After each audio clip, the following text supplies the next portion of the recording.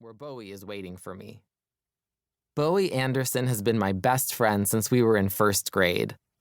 I don't know if it's because we were the only spicy, scratch that, non-white kids in our class, with Bowie being black and me being half Iranian, or because even at 6 years old we were both already finding safety in other queer people, or because Bowie was one of the few people that never made fun of my hearing aids. But we've been more or less inseparable ever since, except that Bowie joined the Gender and Sexuality Alliance first year, while I joined theater. Hey, Jax. Bowie stuffs their jacket into their locker. Hey, I got your smoothie. You're a lifesaver. Bowie shakes the blender bottle vigorously, pops the lid, and takes a big swig. They've got dark brown skin, the kind that looks a little purple in a certain light, and short twists. Their lean neck bobs as they swallow, and they wipe their mouth with the back of their hand. Mango? And papaya. Dad got a huge bag at City Market. Along with 2 giant watermelons, a bushel of guavas, and the biggest apples I've ever seen.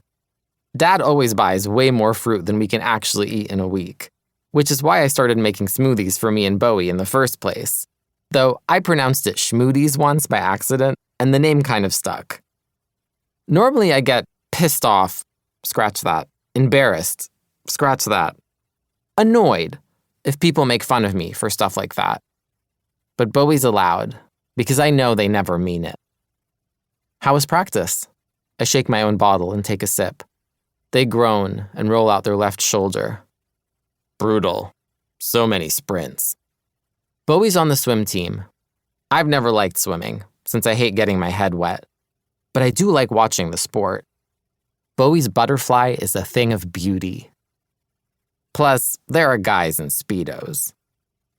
I shut my locker and settle my backpack. Bowie looks behind me and cocks their chin. That usually means one thing. Sure enough, Liam Coquette is weaving through the hall, headed our way. He's a senior and the swim team captain. He's tall and white and annoyingly, scratch that, classically handsome, with azure eyes and a sharp jaw and cheeks that always look a tiny bit flushed. He smiles and runs a hand through his raven hair, which is feathery from all the chlorine. I've heard more than one rant from Bowie about how hard it is to take care of natural hair when you spend hours a day in the pool, not to mention the racism of swim cap manufacturers and the governing bodies of the sport. But Liam looks like he doesn't even condition. Hey, Bowie. Hey, Jackson.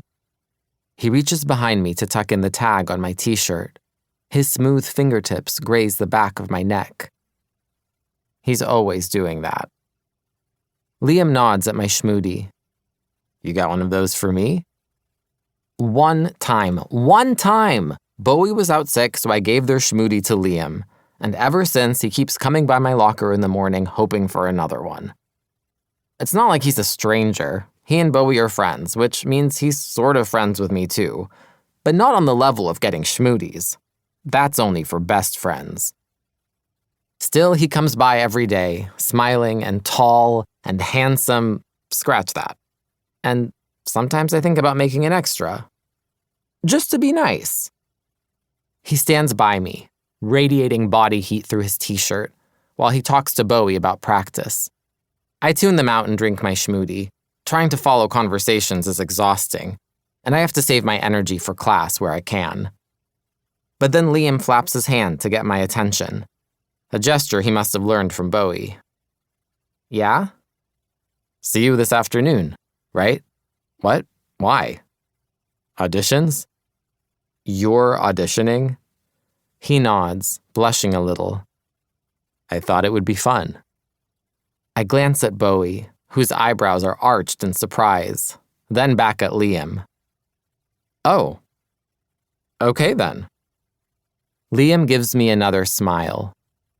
His smooth arm brushes mine as he heads down the hall, so warm it makes me shiver. I stare at his back for a moment. It's wide and strong from all the swimming, straining the shoulder seams of his shirt.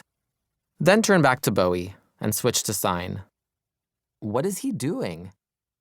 Auditioning, I guess.